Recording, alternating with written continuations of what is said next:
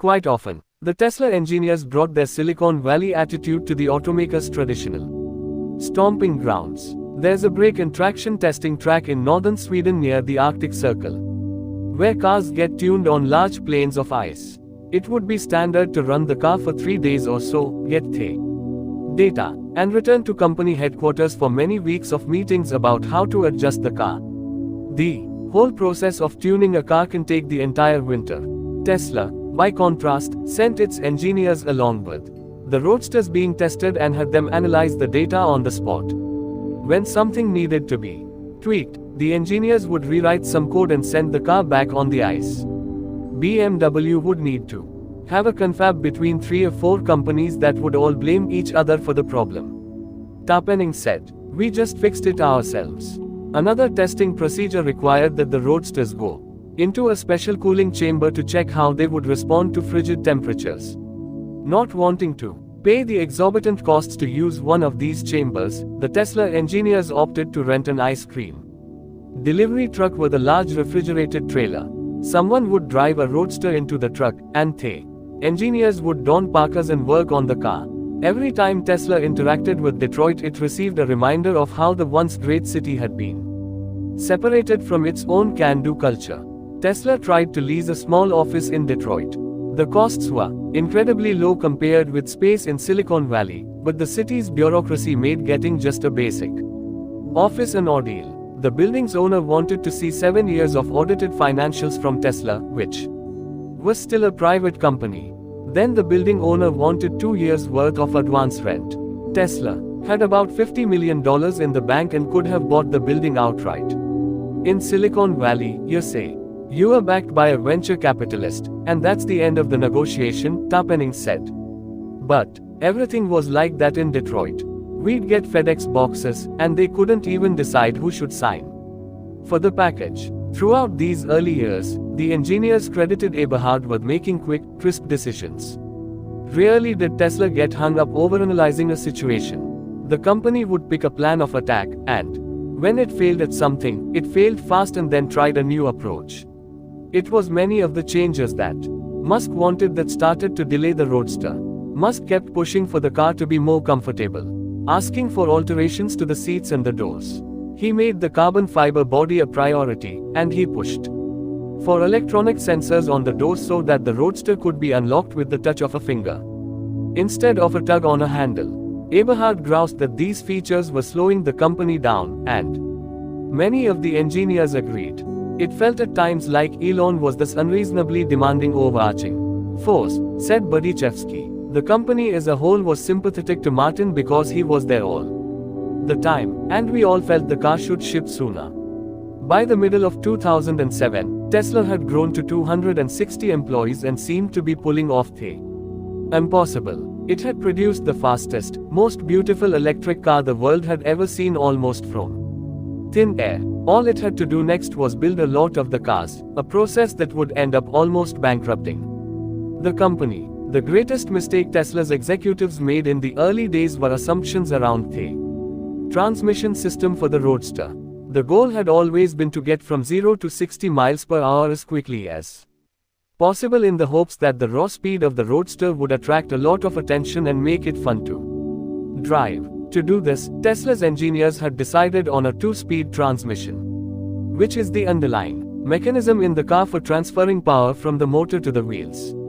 The first gear would take the car from 0 to 60 miles per hour in less than 4 seconds, and then the second gear would take the car up to 130 mph. Tesla had hired X-Track, a British company specializing in transmission designs, to build this part and had every reason to believe that this would be one of the smoother bits of the Roadster's journey. People had been making transmissions since Robert Fulton built the steam engine, said Bill Curry, a veteran Silicon Valley engineer and employee number 86 at Tesla. We thought you would just order one. But the first one we had lasted 40 seconds. The initial transmission could not handle the big jump from the first to the second gear, and the fear was that the second gear would engage at high speed and not be synchronized with the motor properly, which would result in catastrophic damage to the car. Leon and the other engineers quickly set out to try to fix the issue. They found a couple of other contractors to design replacements, and again hoped that these longtime transmission experts would deliver something usable with relative ease. It soon became apparent, however, that the contractors were not always putting their team to work on this project for a tiny startup in Silicon Valley, and that the new transmissions were no better than the first. During tests, Tesla found that the transmissions would sometimes break after 150 miles and that the mean time between failures was about 2000 miles. When a team from Detroit ran a root cause analysis of the transmission to find failures, they discovered 14 separate issues that could cause the system to break. Tesla had wanted to deliver the Roadster in November 2007, but the transmission issues lingered, and by the time January 1, 2008, rolled around, the company had to once again start from scratch on a third transmission push. Tesla also faced issues abroad. The company had decided to send a team of its youngest, most energetic engineers to Thailand to set up a battery factory. Tesla partnered with an enthusiastic, although not totally capable, manufacturing partner. The Tesla engineers had been told that they could fly over and manage the construction of a state-of-the-art battery factory. Instead of a factory, they found a concrete slab with posts holding up a roof. The building was about a 3-hour drive south from Bangkok, and had been left mostly open like many of the other factories because of the incredible heat. The other manufacturing operations dealt with making stoves, tires, and commodities that could withstand the elements. Tesla had sensitive batteries and electronics, and like parts of the Falcon 1, they'd be chewed up by the salty, humid conditions.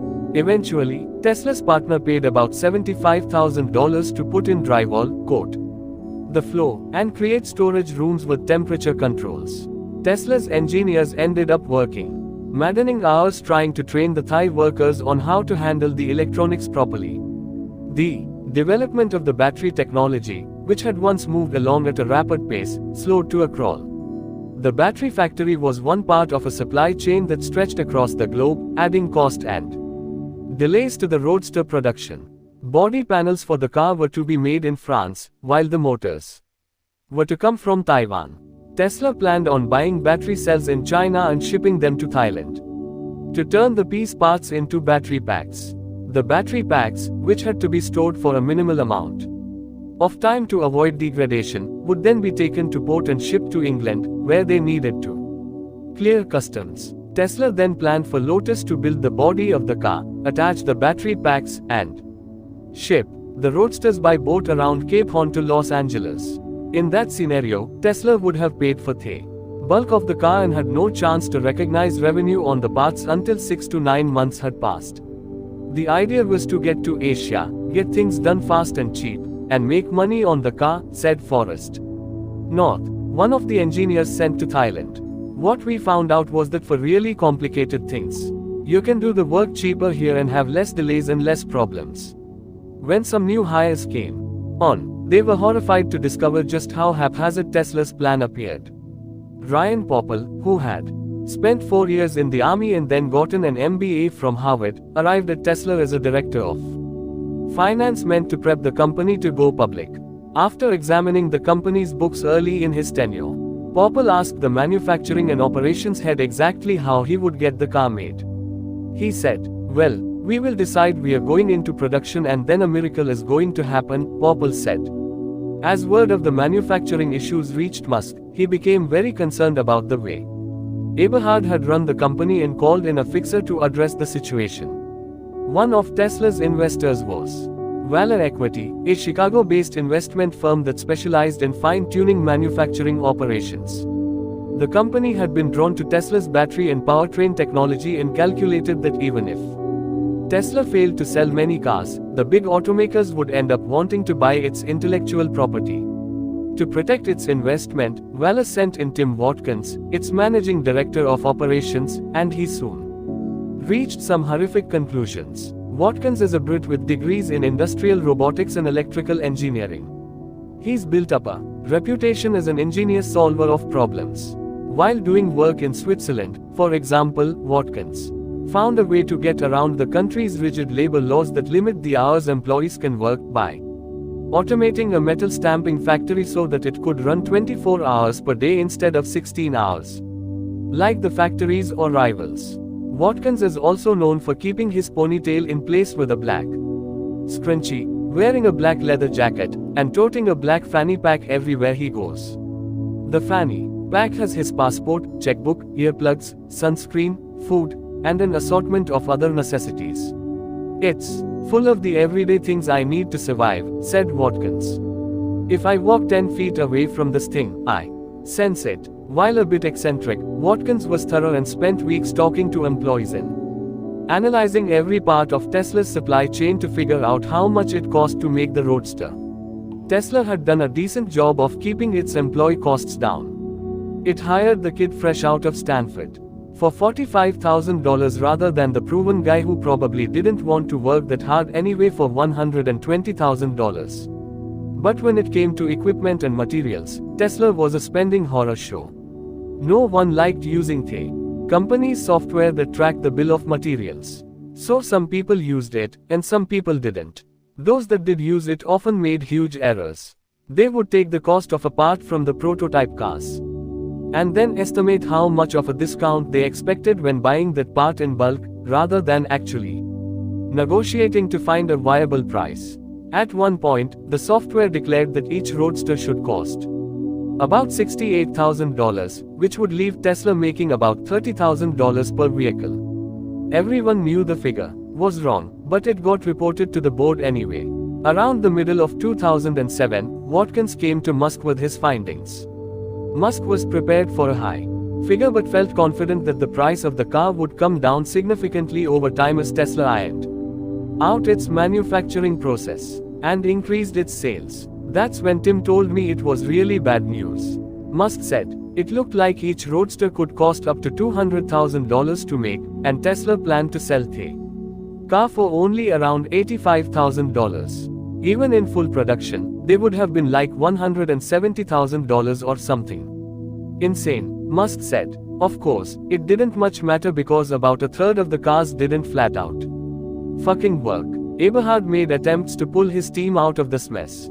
He'd gone to see a speech in which the famous venture capitalist John Doerr, who became a major investor in green technology companies, declared that he would devote his time and money to trying to save the earth from global warming because he owed such an effort to his children. Eberhard promptly returned to the Tesla building and ginned up a similar speech. In front of about 100 people, Eberhard had a picture of his young daughter projected onto the wall of the main workshop.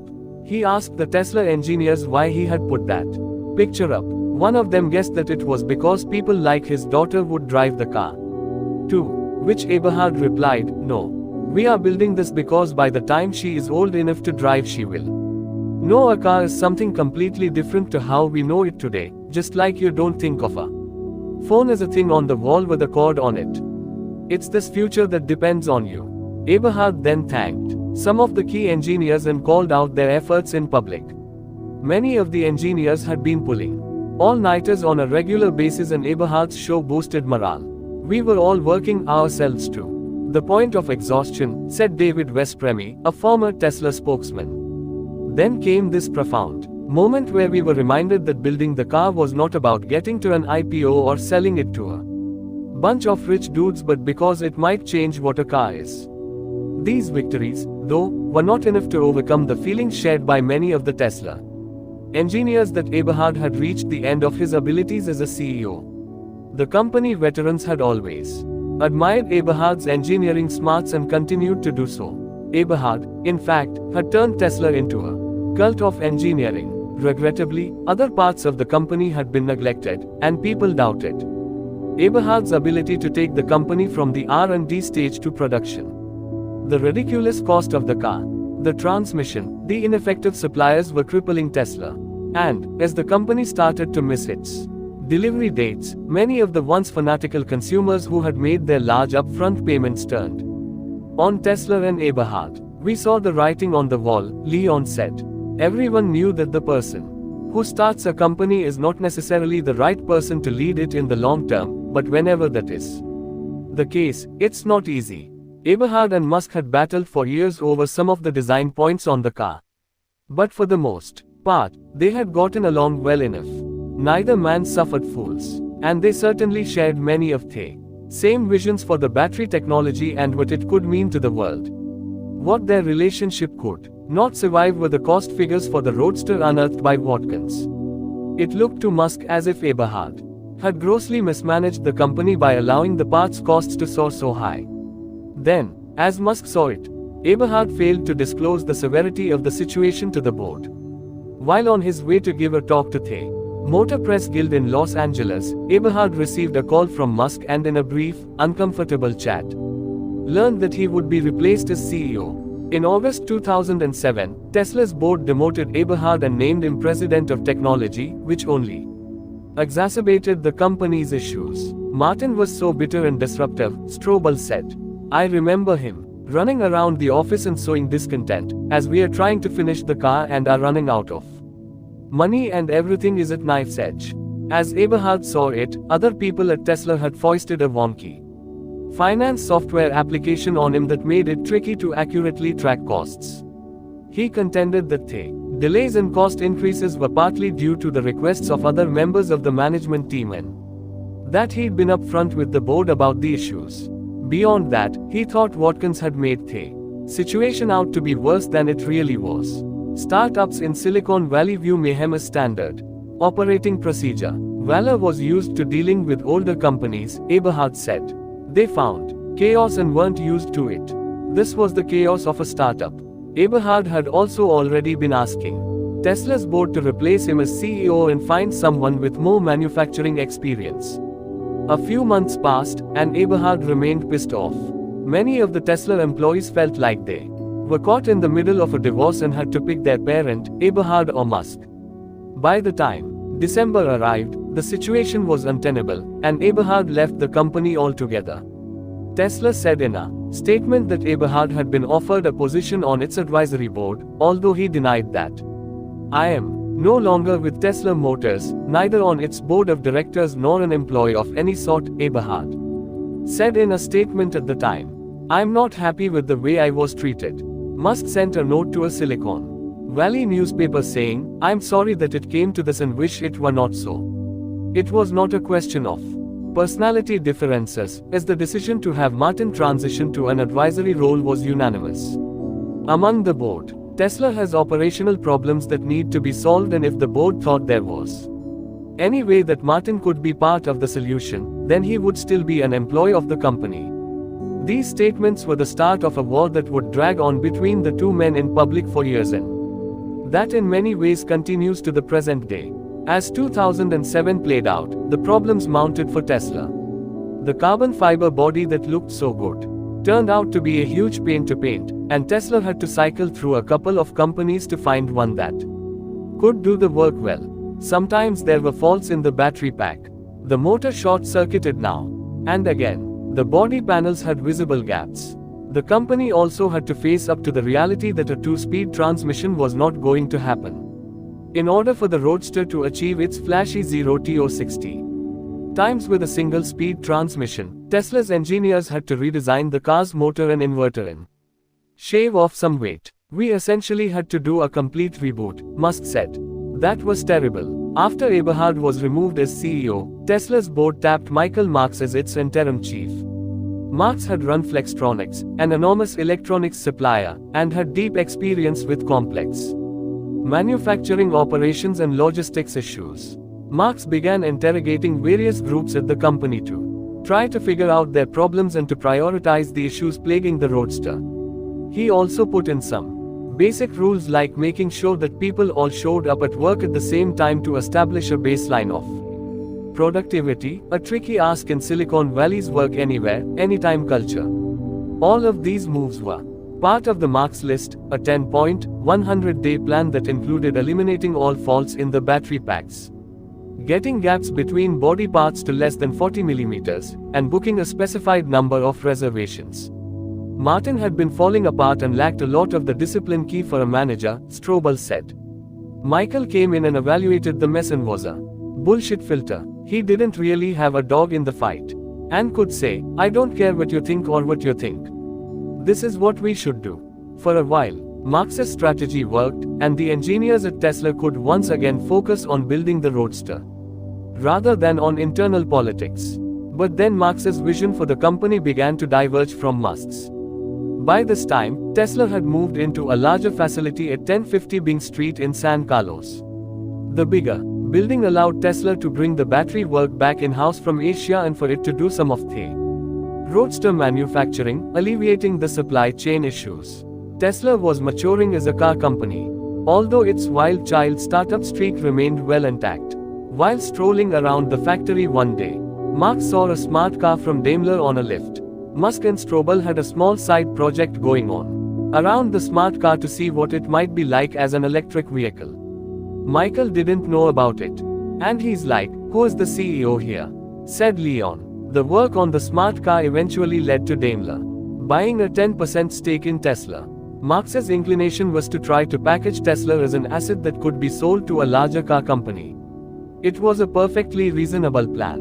While running Flextronics, Marx had overseen a vast, global supply chain and knew the difficulties of manufacturing intimately.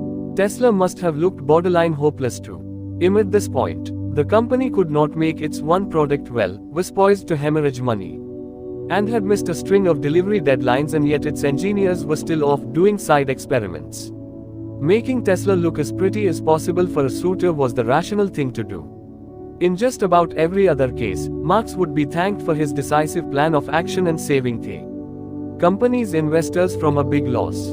But Musk had little interest in polishing up Tesla's assets for the highest bidder. He'd started the company to put a dent in the automotive industry and force people to rethink electric cars. Instead of doing the fashionable Silicon Valley thing of pivoting toward a new idea or plan, Musk would dig in deeper. The product was late and over budget and everything was wrong. But Elon didn't want anything to do with those plans to either sell the whole company or lose control through a partnership, Strobel said. So, Elon decided to double down. On December 3, 2007, Zeev Drory replaced Marx as CEO. Drory had experience in Silicon Valley, starting a company that made computer memory and selling it to the chipmaker Advanced Micro Devices. Drory was not Musk's first pick. A top choice had turned down the job because he didn't want to move from the East Coast, and did not inspire much enthusiasm from the Tesla employees. Drory had about 15 years on the youngest Tesla worker and no connection to this group bonded by suffering and toil. He came to be seen more as an executor of Musk's wishes than as a commanding, independent CEO. Musk began making more public gestures to mitigate the bad press around Tesla. He issued statements and did interviews, promising that the Roadster would ship to customers in early 2008. He began talking up a car code-named Whitestar. The Roadster had been code-named Darkstar. That would be a sedan, possibly priced around $50,000, and a new factory to build the machine. Given the recent management changes, some reassurances are in order regarding Tesla Motors' future plans, Musk wrote in a blog post. The near-term message is simple and unequivocal. We are going to deliver a great sports car next year that customers will love driving. My car, production Win 1, is already off the production line in the UK and final preparations are being made for importation. Tesla held a series of town hall meetings with customers where it tried to fess up to its problems in the open, and it started building some showrooms for its car. Vince Solito, the former PayPal executive, visited the Menlo Park showroom and found Musk complaining about the public relations issues but clearly inspired by the product Tesla was building. His demeanor changed the moment we got to this display of the motor, Solito said.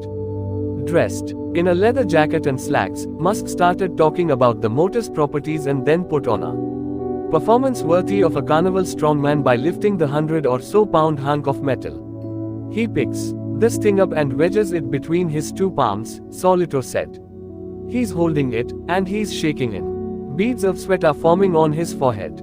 It wasn't so much a display of strength as a physical demonstration of the beauty of the product. While the customers complained a lot about the delays, they seemed to sense this passion from Musk and share his enthusiasm for the product.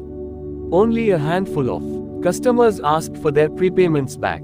Tesla employees soon got to witness the same Musk that SpaceX employees had seen for years. When An issue like the Roadster's faulty carbon fiber body panels cropped up, Musk dealt with it directly. He flew to England in his jet to pick up some new manufacturing tools for the body panels and personally delivered them to a factory in France to ensure that the Roadster stayed on its production schedule. The days of people being ambiguous about the Roadster's manufacturing costs were gone as well.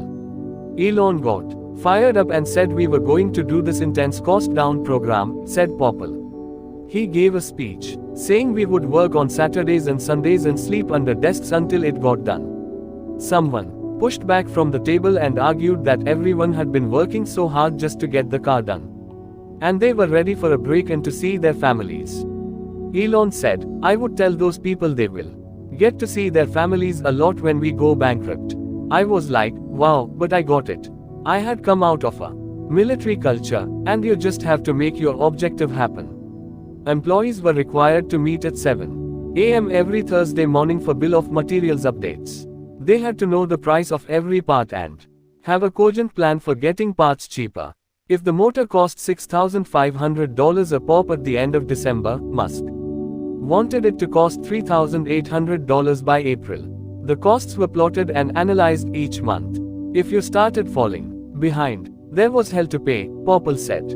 Everyone could see it, and people lost their jobs when they didn't deliver. Elon has a mind that's a bit like a calculator. If you put a number on the projector that does not make sense, he will spot it. He doesn't miss details. Popple found Musk's style aggressive, but he liked that Musk would listen to a well-argued, analytical point and often change his mind if given a good enough reason. Some people thought Elon was too tough or hot-tempered or tyrannical, Popple said. But these were hard times, and those of us close to the operational realities of the company knew it. I appreciated that he didn't sugarcoat things. On the marketing front, Musk would run daily Google searches for news stories about Tesla. If he saw a bad story, he ordered someone to fix it, even though the Tesla public relations people could do little to sway the reporters. One employee missed an event to witness the birth of his child. Musk fired off an email saying, "That is no excuse. I am extremely disappointed. You need to figure out where your priorities are. We are changing the world and changing history, and you either commit or you don't." Asterisk. Marketing people who made grammatical mistakes in emails were let go, as were other people who hadn't done anything awesome in recent memory.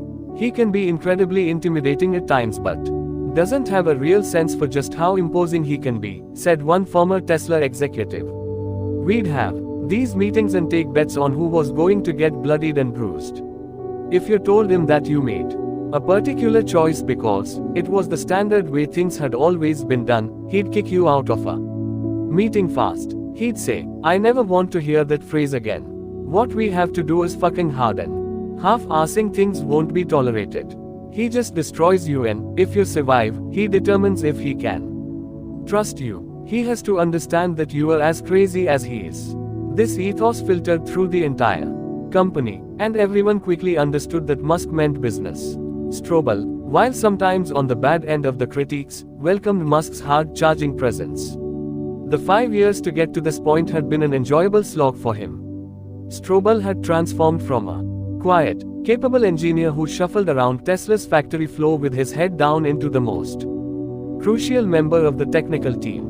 He knew more about the batteries and the electric drivetrain than just about anyone else at the company. He also began developing a role as a go-between for employees and Musk. Strobel's engineering smarts and work ethic had earned Musk's respect, and Strobel found that he could deliver difficult messages to Musk on behalf of other employees, as he would do for years to come. Strobel also proved willing to check his ego at the door.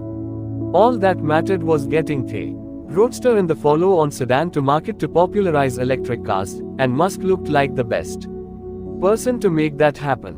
Other employees had enjoyed the thrill of the engineering challenge over the past 5 years but were burnt out beyond repair. Wright didn't believe that an electric car for the masses would ever take off. He left and started his own company dedicated to making electric versions of delivery trucks.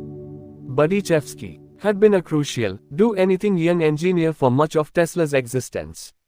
Now that the company employed about 300 people, he felt less effective and didn't relish the idea of suffering for another 5 years to bring the sedan to market.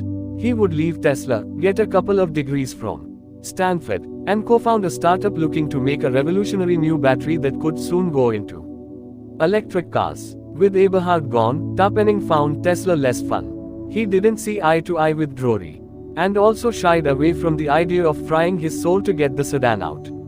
Leon stuck around longer, which is a minor miracle. At various points, he had led the development of most of the core technology behind the Roadster, including the battery packs, the motor, the power electronics, and, yes, the transmission. This meant that for about 5 years Leon had been among Tesla's most capable employees and the guy constantly in the doghouse for being behind on something and thus holding the rest of the company up. He suffered through some of Musk's more colorful tirades, directed either at him or suppliers that had let Tesla down, that included talk of people's balls being chopped off and other violent or sexual acts.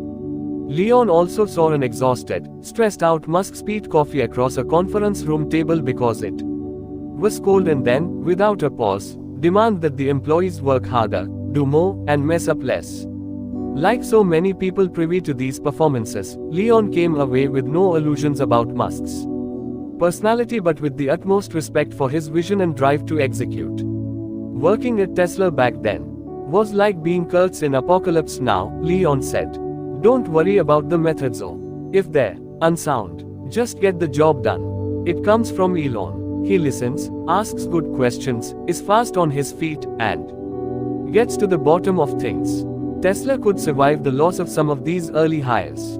Its strong brand had allowed the company to keep recruiting top talent, including people from large automotive companies who knew how to get over the last set of challenges blocking the Roadster from reaching customers. But Tesla's major issue no longer revolved around effort, engineering, or clever marketing. Heading into 2008, the company was running out of money. The Roadster had cost about $140 million to develop, way over the $25 million originally estimated in the 2004 business plan. Under normal circumstances, Tesla had probably done enough to raise more funds.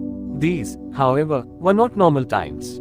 The big automakers in the United States were charging toward bankruptcy in the middle of the worst financial crisis since the Great Depression. In the midst of all this, Musk needed to convince Tesla's investors to fork over tens of millions of additional dollars, and those investors had to go to their constituents to lay out why this made any sense. As Musk put it, try to imagine explaining that you are investing in an electric car company, and everything you read about the car company sounds like it is shit and doomed and it's a recession and no one is buying cars. All Musk had to do to dig Tesla out of this conundrum was lose his entire fortune and verge on a nervous breakdown.